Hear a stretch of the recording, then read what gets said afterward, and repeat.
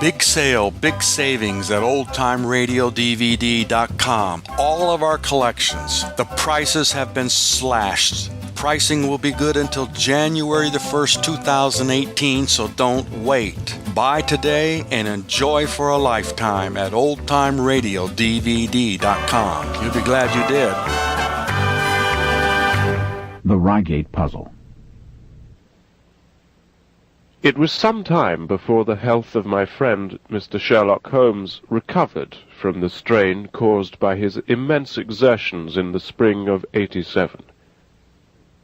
The whole question of the Netherlands Sumatra Company and of the colossal schemes of Baron Maupertuis are too recent in the minds of the public and are too intimately concerned with politics and finance to be fitting subjects for this series of sketches.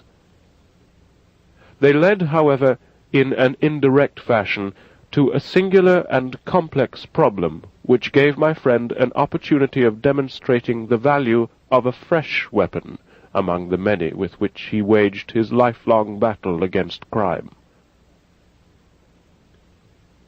On referring to my notes, I see that it was upon the 14th of April that I received a telegram from Lyon, which informed me that Holmes was lying ill in the Hotel du Long. Within 24 hours, I was in his sick room, and was relieved to find that there was nothing formidable in his symptoms. Even his iron constitution, however, had broken down under the strain of an investigation which had extended over 2 months, during which period he had never worked less than 15 hours a day, and had more than once, as he assured me, kept to his task for 5 days at a stretch. Even the triumphant issue of his labours could not save him from reaction after so terrible an exertion. And at a time when Europe was ringing with his name, and when his room was literally ankle-deep with congratulatory telegrams, I found him a prey to the blackest depression. Even the knowledge that he had succeeded where the police of 3 countries had failed, and that he had outmanoeuvred at every point the most accomplished swindler in Europe, was insufficient to rouse him from his nervous prostration. 3 days later, we were back in Baker Street together, but it was evident that my friend would be much the better for a change, and the thought of a week of springtime in the country was full of attractions to me also. My old friend, Colonel Hayter, who'd come under my professional care in Afghanistan, had now taken a house near Reigate in Surrey, and had frequently asked me to come down to him upon a visit. On the last occasion, he had remarked that if my friend would only come with me, he would be glad to extend his hospitality to him also. A little diplomacy was needed, but when Holmes understood that the establishment was a bachelor one, and that he would be allowed the fullest freedom, he fell in with my plans, and a week after our return from Lyon, we were under the Colonel's roof. Hayter was a fine old soldier who had seen much of the world, and he soon found, as I had expected, that Holmes and he had much in common. On the evening of our arrival we were sitting in the Colonel's gun-room after dinner, Holmes stretched upon the sofa, while Hayter and I looked over his little armoury of Eastern weapons. "By the way," said he suddenly, "I think I'll take one of these pistols upstairs with me in case we have an alarm." "An alarm?" said I. "Yes. We've had a scare in this part lately. Old Acton, who's one of our county magnates, had his house broken into last Monday. No great damage done, but the fellows are still at large." "No clue?" asked Holmes, cocking his eye at the Colonel. "None as yet, but the affair is a petty one of our little country crimes, which must seem too small for your attention, Mr. Holmes, after this great international affair." Holmes waved away the compliment, though his smile showed that it had pleased him. "Was there any feature of interest?" Well, I fancy not. The thieves ransacked the library and got very little for their pains. The whole place was turned upside down, drawers burst open, and presses ransacked, with the result that an odd volume of Pope's Homer, 2 plated candlesticks, an ivory letter-weight, a small oak barometer, and a ball of twine are all that have vanished. "What an extraordinary assortment!" I exclaimed. Well, the fellows evidently grabbed hold of everything they could get. Holmes grunted from the sofa. "The county police ought to make something of that," said he. "Why, it's surely obvious that—" But I held up a warning finger. "You're here for a rest, my dear fellow. For heaven's sake, don't get started on a new problem when your nerves are all in shreds." Holmes shrugged his shoulders with a glance of comic resignation towards the Colonel, and the talk drifted away into less dangerous channels. It was destined, however, that all my professional caution should be wasted, for next morning the problem obtruded itself upon us in such a way that it was impossible to ignore it, and our country visit took a turn which neither of us could have anticipated. We were at breakfast, when the Colonel's butler rushed in with all his propriety shaken out of him. "Have you heard the news, sir?" he gasped. "At the Cunningham, sir." "Burglary?" cried the Colonel, with his coffee-cup in mid-air. "Murder." The Colonel whistled. "By Jove," said he. "Who's killed, then? The J.P. or his son?" "Neither, sir. It was William, the coachman, shot through the heart, sir, and never spoke again." "Who shot him, then?" "The burglar, sir. He was off like a shot and got clean away. He'd just broken in at the pantry window when William came on him and met his end in saving his master's property." "What time?" "It was last night, sir, somewhere about 12. "Ah, then, we'll step over afterwards," said the Colonel, coolly settling down to his breakfast again. "It's a baddish business," he added when the butler had gone. "He's our leading man about here, is old Cunningham, and a very decent fellow, too. He'll be cut up over this, for the man has been in his service for years, and was a good servant. It's evidently the same villains who broke into Acton's." "And stole that very singular collection," said Holmes thoughtfully. "Precisely." It may prove the simplest matter in the world. But all the same, at first glance, this is just a little curious, is it not? A gang of burglars acting in the country might be expected to vary the scene of their operations, and not to crack 2 cribs in the same district within a few days. When you spoke last night of taking precautions, I remember that it passed through my mind that this was probably the last parish in England to which the thief or thieves would be likely to turn their attention, which shows that I have still much to learn. "Well, I fancy it's some local practitioner," said the Colonel. "In that case, of course, Acton's and Cunningham's are just the places he would go for, since they are far the largest about here." "And richest?" "Well, they ought to be, but they've had a lawsuit for some years which has sucked the blood out of both of them, I fancy. Old Acton has some claim on half Cunningham's estate, and the lawyers have been at it with both hands." "If it's a local villain, there should not be very much difficulty in running him down," said Holmes with a yawn. "All right, Watson. I don't intend to meddle." "Inspector Forrester, sir," said the butler, throwing open the door. The official, a smart, keen-faced young fellow, stepped into the room.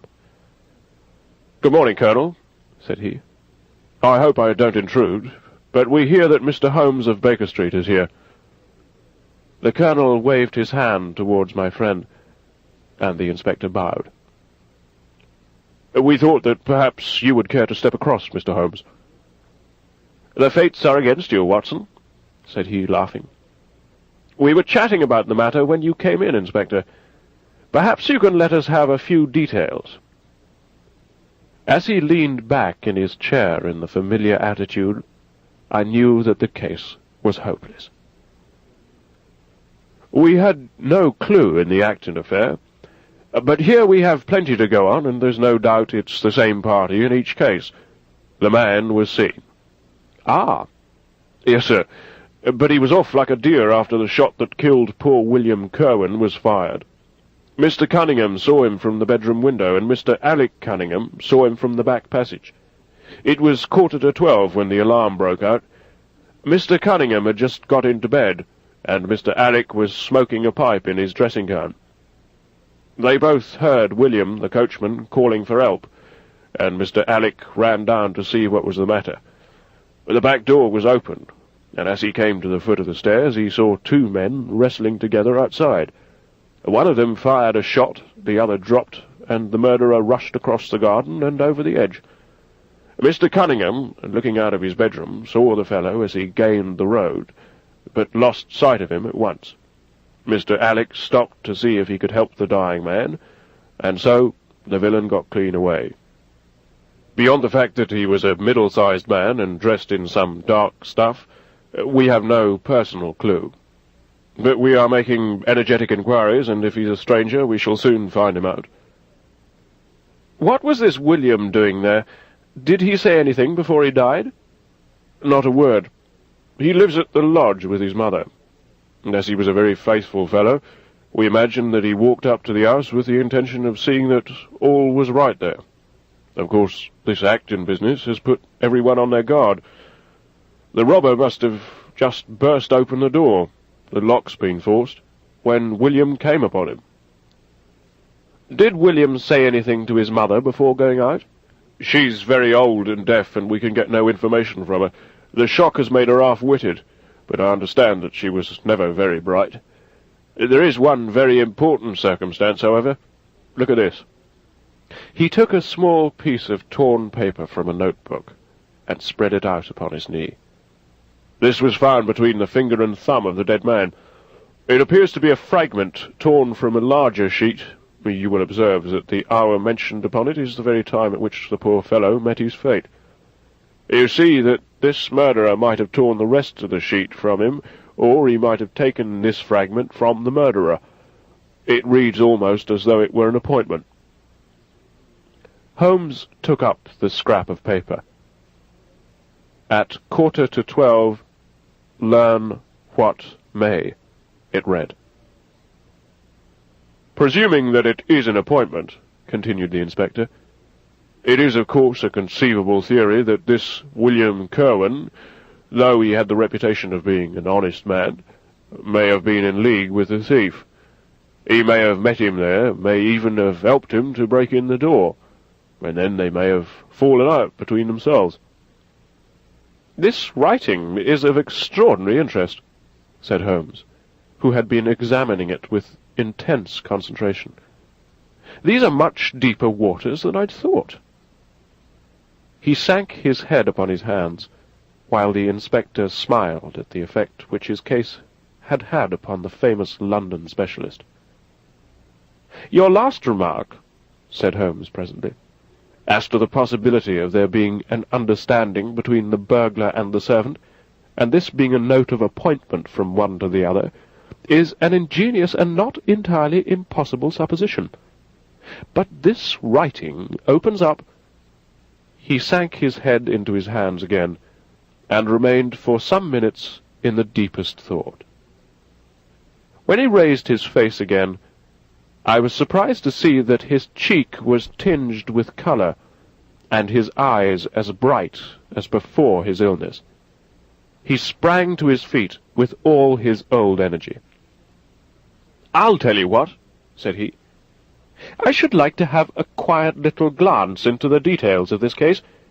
There is something in it which fascinates me extremely. If you will permit me, Colonel, I will leave my friend Watson and you, and I will step round with the inspector to test the truth of one or two little fancies of mine. I will be with you again in half an hour." An hour and a half had elapsed before the inspector returned, alone. "Mr. Holmes is walking up and down in the field outside," said he. "He wants us all four to go up to the house together." "To Mr. Cunningham's?" "Yes, sir." What for? The inspector shrugged his shoulders. Well, I don't quite know, sir. Between ourselves, I think Mr. Holmes has not quite got over his illness yet. He's been behaving very queerly, and he's very much excited. I don't think you need alarm yourself, said I. I have usually found that there was method in his madness. Some folk might say there was madness in his method, muttered the inspector. But he's all on fire to start, Colonel, so we'd best go out if you're ready. We found Holmes pacing up and down in the field, his chin sunk upon his breast, and his hands thrust into his trousers pockets. "The matter grows in interest," said he. "Watson, your country trip has been a distinct success. I've had a charming morning." "You've been up to the scene of the crime, I understand?" said the Colonel. "Yes, the inspector and I have made quite a little reconnaissance together." "Any success?" "Well, we've seen some very interesting things. I'll tell you what we did as we walk. First of all, we saw the body of this unfortunate man. He certainly died from a revolver wound, as reported." "Had you doubted it, then?" "Oh, it's as well to test everything." Our inspection was not wasted. We then had an interview with Mr. Cunningham and his son, who were able to point out the exact spot where the murderer had broken through the garden hedge in his flight. That was of great interest. "Naturally." Then we had a look at this poor fellow's mother. We could get no information from her, however, as she's very old and feeble. "And what is the result of your investigations?" "The conviction that the crime is a very peculiar one. Perhaps our visit now may do something to make it less obscure. I think that we are both agreed, Inspector, that the fragment of paper in the dead man's hand, bearing, as it does, the very hour of his death written upon it, is of extreme importance." "It should give a clue, Mr. Holmes." "It does give a clue. Whoever wrote that note was the man who brought William Kerwin out of his bed at that hour. But where is the rest of that sheet of paper?" "I examined the ground carefully in the hope of finding it," said the inspector. "It was torn out of the dead man's hand. Why was someone so anxious to get possession of it? Because it incriminated him. And what would he do with it? Thrust it into his pocket, most likely, never noticing that a corner of it had been left in the grip of the corpse. If we could get the rest of that sheet, it's obvious that we should have gone a long way towards solving the mystery." "Yes, but how can we get at the criminal's pocket before we catch the criminal?" Well, it was worth thinking over. Then there's another obvious point. The note was sent to William. The man who wrote it could not have taken it. Otherwise, of course, he might have delivered his own message by word of mouth. Who brought the note, then? Or did it come through the post?" "I've made inquiries," said the inspector. "William received a letter by the afternoon post yesterday. The envelope was destroyed by him." "Excellent!" cried Holmes, clapping the inspector on the back. "You've seen the postman. It is a pleasure to work with you. Well, here is the lodge, and if you will come up, Colonel, I will show you the scene of the crime." We passed the pretty cottage where the murdered man had lived, and walked up an oak-lined avenue to the fine old Queen Anne house, which bears the date of Malplaquet upon the lintel of the door. Holmes and the inspector led us round it until we came to the side gate, which is separated by a stretch of garden from the hedge which lines the road. A constable was standing at the kitchen door. "Throw the door open, officer," said Holmes. Now, it was on those stairs that young Mr. Cunningham stood and saw the two men struggling just where we are. Old Mr. Cunningham was at that window, the second on the left, and he saw the fellow get away just to the left of that bush.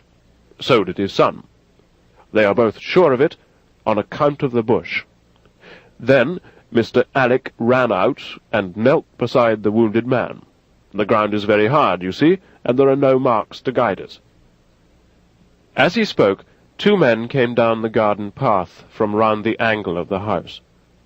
The one was an elderly man with a strong, deep-lined, heavy-eyed face. The other, a dashing young fellow whose bright, smiling expression and showy dress were in strange contrast with the business which had brought us there. "Still at it, then?" said he to Holmes. "I thought you Londoners were never at fault. You don't seem to be so very quick after all." "Ah, you must give us a little time," said Holmes, good-humouredly. "You'll want it," said young Alec Cunningham. "Why, I don't see that we've any clue at all." "There's only one," answered the inspector. "We thought that if we could only find—" "Good heavens! Mr. Holmes, what's the matter?" My poor friend's face had suddenly assumed the most dreadful expression. His eyes rolled upward, his features writhed in agony, and with a suppressed groan he dropped on his face upon the ground. Horrified at the suddenness and severity of the attack, we carried him into the kitchen, where he lay back in a large chair and breathed heavily for some minutes. Finally, with a shamefaced apology for his weakness, he rose once more. "Watson would tell you that I have only just recovered from a severe illness," he explained. "I am liable to these sudden nervous attacks." "Shall I send you home in my trap?" asked old Cunningham. "Well, since I'm here, there is one point on which I should like to feel sure. We can very easily verify it." "What is it?" "Well, it seems to me that it's just possible that the arrival of this poor fellow William was not before, but after the entrance of the burglar into the house. You appear to take it for granted that although the door was forced, the robber never got in." "I fancy that's quite obvious," said Mr. Cunningham gravely. "Why, my son Alec had not yet gone to bed, and he would certainly have heard anyone moving about." "Where was he sitting?" "I was smoking in my dressing-room." "Which window is that?" "The last one on the left, next my father's." "Both of your lamps were lit, of course?" "Undoubtedly." "There are some very singular points here," said Holmes, smiling. "Is it not extraordinary that a burglar, and a burglar who had some previous experience, should deliberately break into a house at a time when he could see from the lights that two of the family were still afoot?" "He must have been a cool hand." "Well, of course, if the case were not an odd one, we shouldn't have been driven to ask you for an explanation," said young Mr. Alec. "But as to your ideas that the man had robbed the house before William tackled him, I think it a most absurd notion. Wouldn't we have found the place disarranged and missed the things which he'd taken?" "It depends on what the things were," said Holmes. "You must remember that we are dealing with a burglar, who's a very peculiar fellow, and who appears to work on lines of his own. Look, for example, at the queer lot of things which he took from Acton's. What was it? A ball of string, a letter weight, and I don't know what other odds and ends." "Well, we're quite in your hands, Mr. Holmes," said old Cunningham. "Anything which you, the inspector, might suggest will most certainly be done." "In the first place," said Holmes, "I should like you to offer a reward, coming from yourself, for the officials may take a little time before they would agree upon the sum, and these things cannot be done too promptly. I have jotted down the form here, if you would not mind signing it. £50 was quite enough, I thought." "I would willingly give 500, said the J.P., taking the slip of paper and the pencil which Holmes handed to him. "This is not quite correct, however," he added, glancing over the document. "I wrote it rather hurriedly. You see, you begin, whereas at about 1:45 on Tuesday morning an attempt was made, and so on. It was at 11:45, as a matter of fact." I was pained at the mistake, for I knew how keenly Holmes would feel any slip of the kind. It was his specialty to be accurate as to fact, but his recent illness had shaken him, and this one little incident was enough to show me that he was still far from being himself. He was obviously embarrassed for an instant, while the inspector raised his eyebrows, and Alec Cunningham burst into a laugh. The old gentleman corrected the mistake, however, and handed the paper back to Holmes. "Get it printed as soon as possible," he said.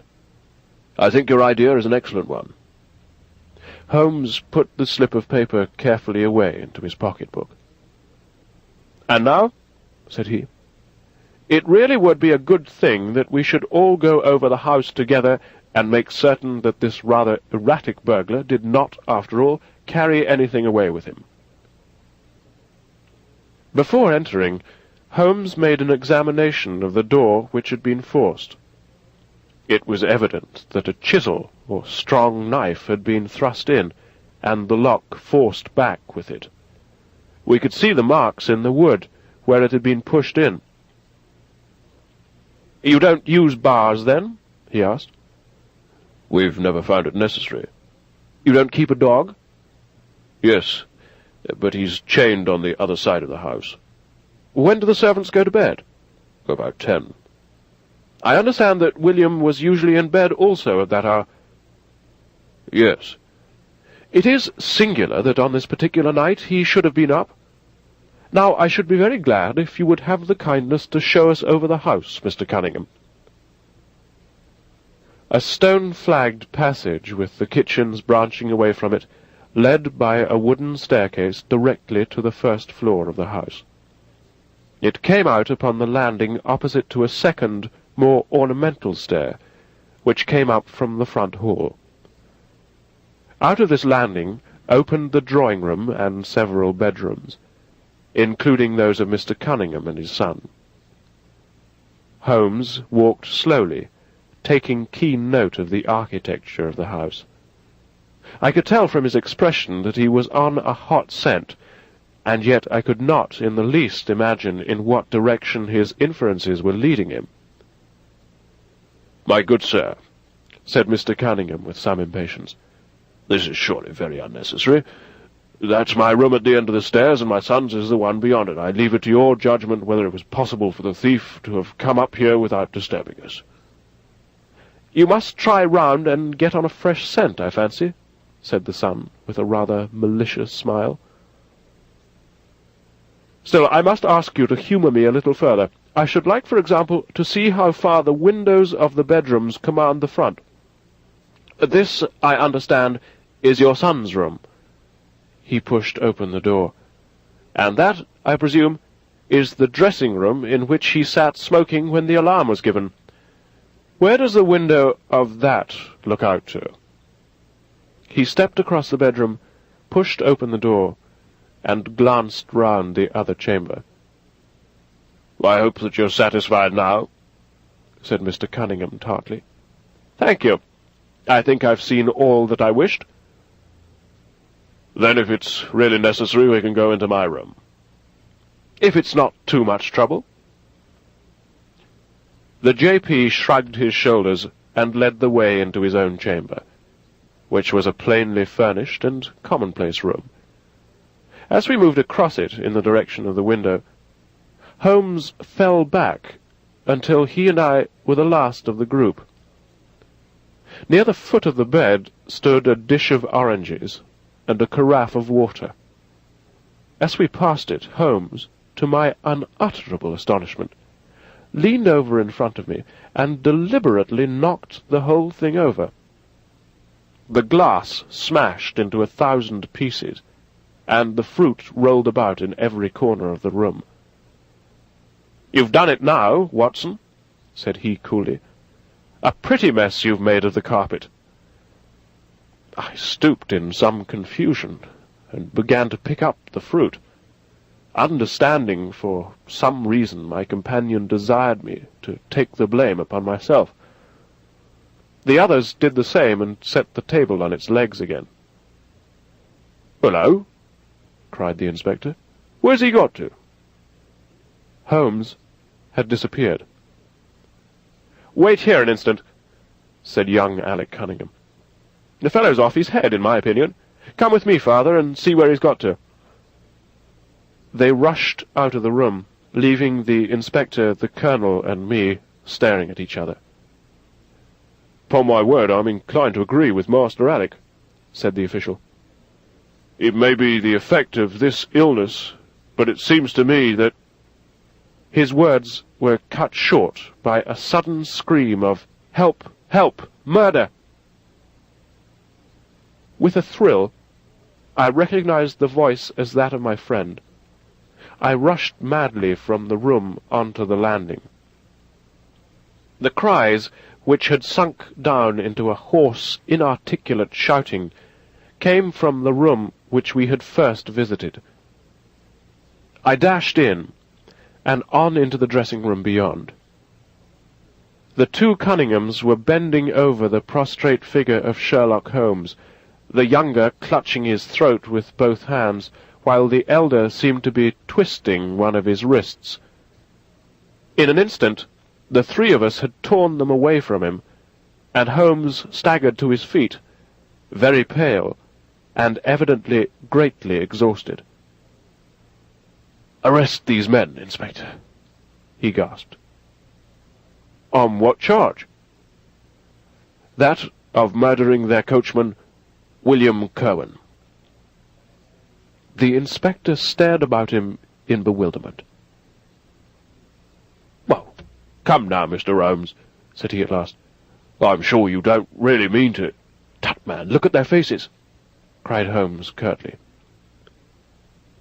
Never, certainly, have I seen a plainer confession of guilt upon human countenances. The older man seemed numbed and dazed, with a heavy, sullen expression upon his strongly marked face.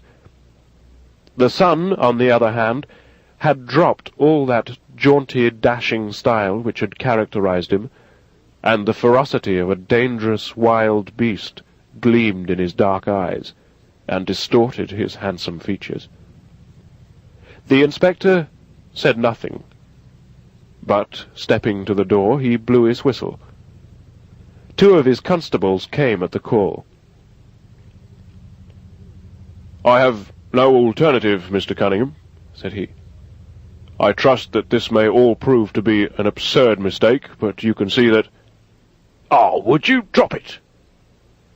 He struck out with his hand, and a revolver which the younger man was in the act of cocking clattered down upon the floor. "Keep that," said Holmes, quietly putting his foot upon it. "You will find it useful at the trial. But this is what we really wanted." He held up a little crumpled piece of paper. "The remainder of the sheet!" cried the inspector. "Precisely. And where was it?" "Where I was sure it must be. I'll make the whole matter clear to you presently. I think, Colonel, that you and Watson might return now, and I will be with you again in an hour at the furthest. The inspector and I must have a word with the prisoners, but you will certainly see me back at luncheon time." Sherlock Holmes was as good as his word.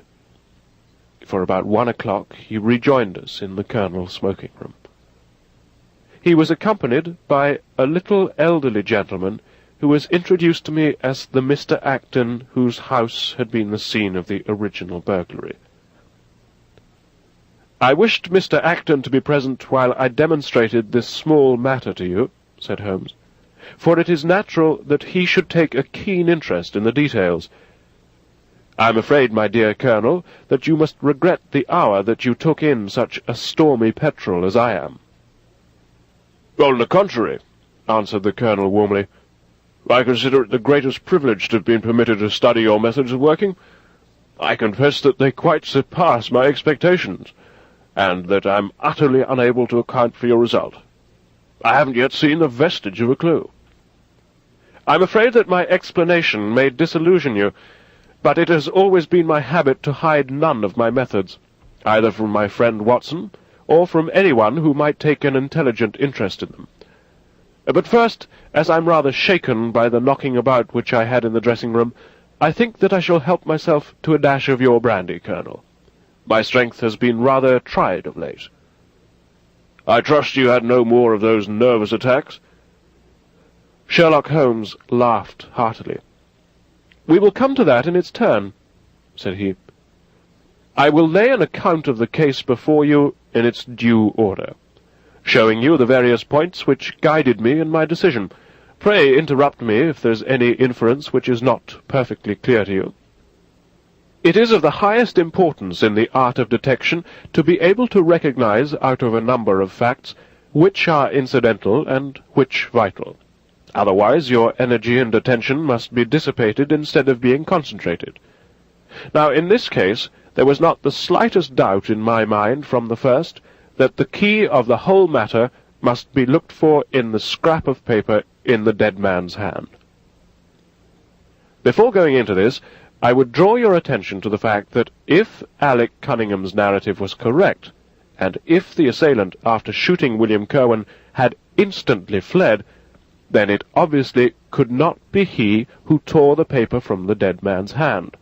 But if it was not he, it must have been Alec Cunningham himself, for by the time that the old man had descended, several servants were upon the scene.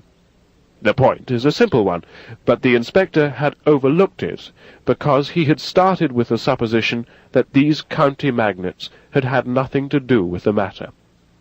Now, I make a point of never having any prejudices, and of following docilely wherever the fact may lead me. And so, in the very first stage of the investigation, I found myself looking a little askance at the part which had been played by Mr. Alec Cunningham. And now I made a very careful examination of the corner of paper which the inspector had submitted to us. It was at once clear to me that it formed part of a very remarkable document. Here it is. Do you not now observe something very suggestive about it? "It has a very irregular look," said the Colonel. "My dear sir," cried Holmes, "there cannot be the least doubt in the world that it's been written by two persons doing alternate words. When I draw your attention to the strong T's of at and to, and ask you to compare them with the weak ones of quarter and 12, you will instantly recognize the fact. A very brief analysis of these four words would enable you to say with the utmost confidence that the learn and the maybe are written in the stronger hand, and the what in the weaker." "By Jove, it's as clear as day," cried the Colonel. "Why on earth should two men write a letter in such a fashion?" Obviously, the business was a bad one, and one of the men who distrusted the other was determined that whatever was done, each should have an equal hand in it. Now, of the two men, it's clear that the one who wrote the at and to was the ringleader. "Well, how do you get at that?" "We might deduce it from the mere character of the one hand as compared with the other, but we have more assured reasons than that for supposing it. If you examine this scrap with attention, you will come to the conclusion that the man with the stronger hand wrote all his words first, leaving blanks for the other to fill up. These blanks were not always sufficient, and you can see that the second man had a squeeze to fit his quarter in between the at and the to, showing that the latter were already written. The man who wrote all his words first is undoubtedly the man who planned the affair." "Excellent!" cried Mr. Acton. "But very superficial," said Holmes. "We come now, however, to a point which is of importance. You may not be aware that the deduction of a man's age from his writing is one which has been brought to considerable accuracy by experts. In normal cases one can place a man in his true decade with tolerable confidence. I say normal cases because ill health and physical weakness reproduce the signs of old age even when the invalid is a youth. In this case, looking at the bold, strong hand of the one, and the rather broken-backed appearance of the other, which still retains its legibility, although the T's have begun to lose their crossing, we can say that the one was a young man, and the other was advanced in years without being positively decrepit. "Excellent!" cried Mr. Acton again. "There is a further point, however, which is subtler and of greater interest. There is something in common between these hands. They belong to men who are blood relatives. It may be most obvious to you in the Greek E's, but to me there are many small points which indicate the same thing. I have no doubt at all that a family mannerism can be traced in these two specimens of writing. I am only, of course, giving you the leading results now of my examination of the paper. There were 23 other deductions which would be of more interest to experts than to you. They all tend to deepen the impression upon my mind that the Cunninghams, father and son, had written this letter. Having got so far, my next step was, of course, to examine into the details of the crime, and to see how far they would help us. I went up to the house with the inspector, and saw all that was to be seen. The wound upon the dead man was, as I was able to determine with absolute confidence, fired from a revolver at the distance of something over 4 yards. There was no powder blackening on the clothes. Evidently, therefore, Alec Cunningham had lied when he said that the two men were struggling when the shot was fired. Again, both father and son agreed as to the place where the man escaped into the road. At that point, however, as it happens, there's a broadish ditch, moist at the bottom. As there were no indications of boot marks about this ditch, I was absolutely sure not only that the Cunninghams had again lied, but that there had never been any unknown man upon the scene at all. And now I have to consider the motive of this singular crime. To get at this, I endeavoured first of all to solve the reason of the original burglary at Mr. Acton's. I understood from something which the Colonel told us that a lawsuit had been going on between you, Mr. Acton, and the Cunninghams. Of course, it instantly occurred to me that they had broken into your library with the intention of getting at some document which might be of importance in the case. "Precisely so," said Mr. Acton. "There can be no possible doubt as to their intentions. I have the clearest claim upon half of their present estate, and if they could have found a single paper, which fortunately was in the strong-box of my solicitors, they would undoubtedly have crippled our case." "There you are," said Holmes, smiling. "It was a dangerous, reckless attempt, in which I seemed to trace the influence of young Alec. Having found nothing, they tried to divert suspicion by making it appear to be an ordinary burglary, to which end they carried off whatever they could lay their hands upon. That is all clear enough. But there was much that was still obscure. What I wanted, above all, was to get the missing part of that note. I was certain that Alec had torn it out of the dead man's hand, and almost certain that he must have thrust it into the pocket of his dressing-gown. Where else could he have put it? The only question was whether it was still there. It was worth an effort to find out, and for that object we all went up to the house. The Cunninghams joined us, as you doubtless remember, outside the kitchen door. It was, of course, of the very first importance that they should not be reminded of the existence of this paper, otherwise they would naturally destroy it without delay. The inspector was about to tell them the importance which we attached to it, when, by the luckiest chance in the world, I tumbled down in a sort of fit, and so changed the conversation. "Good heavens!" cried the Colonel, laughing. "Do you mean to say all our sympathy was wasted, and your fit an imposture?" "Speaking professionally, it was admirably done," cried I, looking in amazement at this man, who was for ever confounding me with some new phase of his astuteness.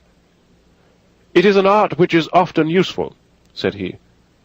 "When I recovered, I managed, by a device which had perhaps some little merit of ingenuity, to get old Cunningham to write the word 12, so that I might compare it with the 12 upon the paper." "Oh, what an ass I have been!" I exclaimed. "I could see that you were commiserating me over my weakness," said Holmes, laughing. "I was sorry to cause you the sympathetic pain which I know that you felt." We then went upstairs together, and having entered the room and seen the dressing-gown hanging up behind the door, I contrived, by upsetting a table, to engage their attention for the moment, and slipped back to examine the pockets.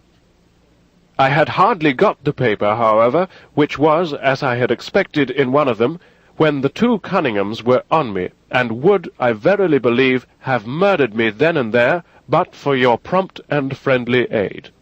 As it is, I feel that young man's grip on my throat now, and the father had twisted my wrist round in the effort to get the paper out of my hand.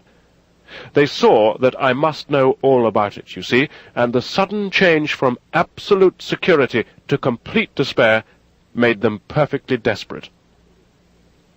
I had a little talk with old Cunningham afterwards as to the motive of the crime. He was tractable enough, though his son was a perfect demon, ready to blow out his own or anybody else's brains if he could have got to his revolver. When Cunningham saw that the case against him was so strong, he lost all heart, and made a clean breast of everything. It seems that William had secretly followed his two masters on the night when they made their raid upon Mr. Acton's, and having thus got them into his power, proceeded, under threats of exposure, to levy blackmail upon them. Mr. Alec, however, was a dangerous man to play games of that sort with. It was a stroke of positive genius on his part to see in the burglary scare which was convulsing the countryside an opportunity of plausibly getting rid of the man whom he feared. William was decoyed up and shot, and had they only got the whole of the note and paid a little more attention to detail in their accessories, it's very possible that suspicion might never have been aroused. "And the note?" I asked. Sherlock Holmes placed the subjoined paper before us.